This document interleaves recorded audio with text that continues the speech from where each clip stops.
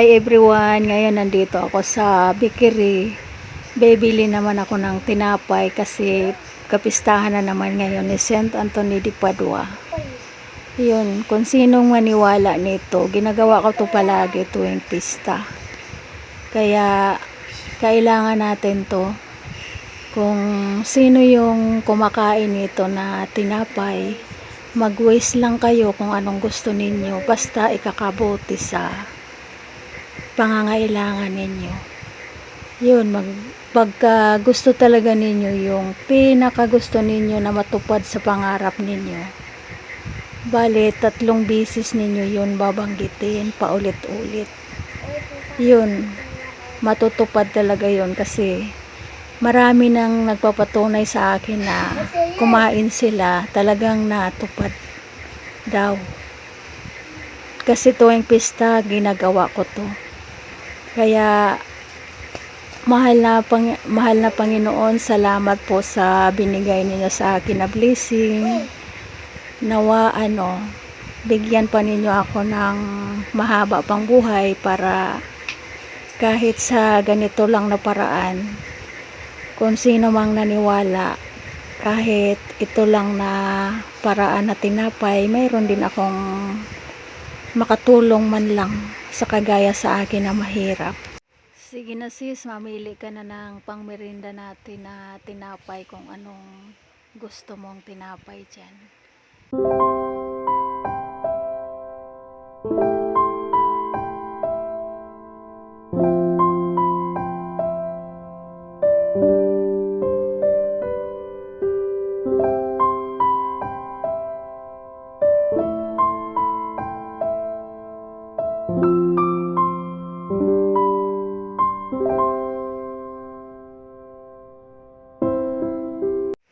Ito na, natapos na pagbalot yung mga tinapay, paalis na kami papuntang simbahan para mahabol ko yung mas na pang 12 o'clock.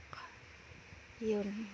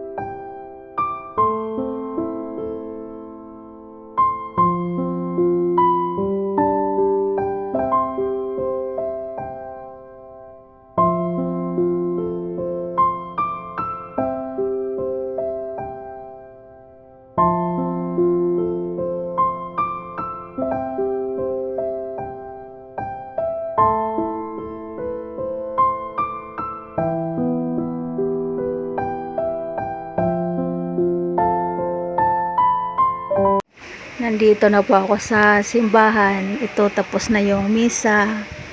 Ayun, pinamigay ko na yung tinapay. Nawa kung sino man yung kumain nito, nawa pakinggan po ninyo yung kahilingan nila Saint Anthony de Padua, dahil ito naman po yung ginagawa ninyo yung nung buhay pa, na tumutulong sa mga mahihirap.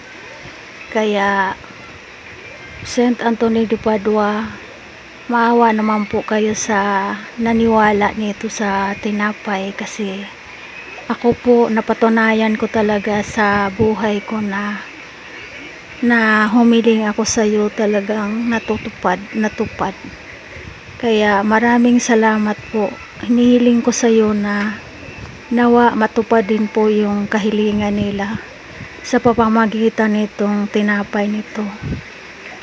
Mahal na Panginoon, maraming salamat po sa lahat na binigay mo po sa akin ng blessing. Nawa wag kayong magsawa sa akin na magbigay ng blessing para makapamahagi rin po ako.